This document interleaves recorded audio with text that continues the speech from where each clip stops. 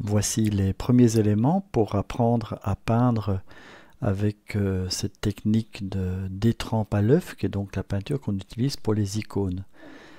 D'abord, vous mouillez votre pinceau, puis vous prenez avec celui-ci votre pigment qui est donc dans une palette sèche, et vous gardez les pigments secs dans cette palette.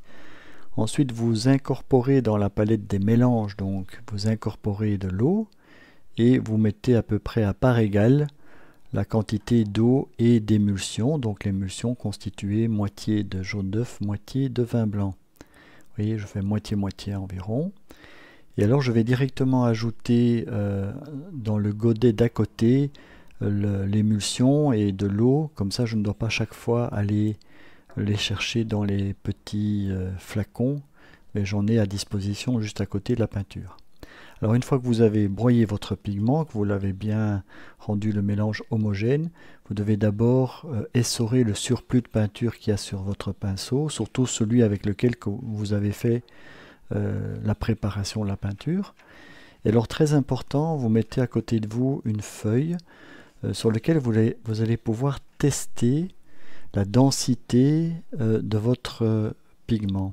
C'est-à-dire que c'est là que vous allez pouvoir choisir si vous voulez faire un trait transparent, c'est-à-dire qui serait donc avec plus d'eau et plus de pigment et plus d'émulsion, ou bien si au contraire vous voulez un trait plus fort, auquel cas vous devez rajouter du pigment.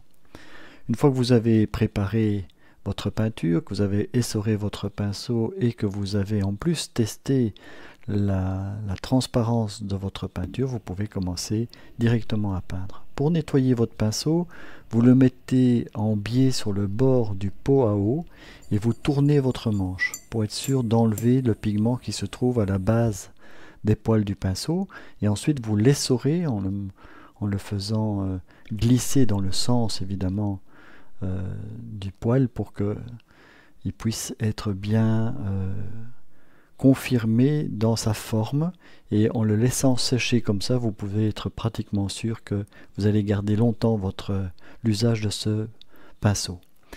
Alors voici une présentation de quelques pinceaux que je considère comme vraiment importants à avoir pour commencer. Ici en haut à gauche, je vous montre un pinceau qui n'est plus utilisable parce que la pointe du pinceau est devenue fourchue. Donc ça, c'est bon de savoir qu'il y a des pinceaux qui vieillissent mal, et donc si vous n'avez plus une pointe au bout de votre pinceau, c'est qu'il est devenu inutilisable. Alors le premier pinceau que je considère comme vraiment important, c'est le pinceau en petit gris. C'est donc un poil qui est très souple et qui va vous permettre de travailler avec une peinture beaucoup plus liquide. Donc c'est un pinceau aquarelle, hein. Vous avez ici un exemple du pinceau que je propose. Alors le pinceau en petit gris aquarelle vous permet de faire deux choses. La première chose, c'est qu'il vous permet de dessiner au pinceau, c'est ce que vous me voyez faire à l'instant, avec le gros et avec le petit. Je conseille d'avoir deux pinceaux en poil de petit gris. Voilà, donc le premier pinceau était plus épais, le deuxième est plus fin, mais c'est surtout la différence entre les deux, c'est que le plus épais vous permettait d'avoir un trait avec plus de variations de plein et de délié, c'est-à-dire qu'il était à la fois plus fin, en tout cas aussi fin que le fin, mais surtout il permettait d'avoir un trait plus large. Et ça, c'est très précieux. Je vous recommande vivement de commencer toujours par le pinceau plus gros avant d'aller sur les petits pinceaux.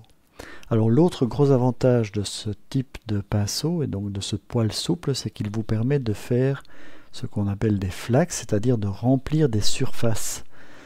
Il n'y a que ces pinceaux en petit gris, éventuellement en écureuil qui est un poil très similaire, qui permettent de faire ça. Et donc c'est vraiment indispensable pour moi pour pouvoir utiliser la technique des flaques, d'avoir des pinceaux en petit gris, éventuellement en écureuil, mais c'est pratiquement le même type de poil là. Alors le deuxième pinceau que je recommande d'avoir, c'est des pinceaux qui ont un poil un peu plus fort. C'est des pinceaux en nylon ou éventuellement en martre.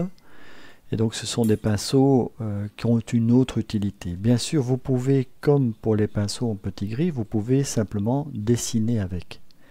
Alors vous allez me dire, mais quel est l'intérêt puisqu'ils savent tous les deux faire ça? Eh bien, parce qu'ils ont une fonction qui est très différente. c'est qu'ils vous permettent, parce que le poil est plus dur, vous permettent d'avoir un trait qui a une beaucoup plus forte densité de pigments. C'est-à-dire que ce sont des pinceaux qui permettent de travailler presque à sec, c'est-à-dire pratiquement avec une peinture qui est beaucoup plus lourde. Et grâce à ça, vous pouvez obtenir un trait qui est beaucoup plus dense. Regardez maintenant le trait que je vais faire, vous allez voir. Voilà, je peux avoir un trait qui est beaucoup plus dense.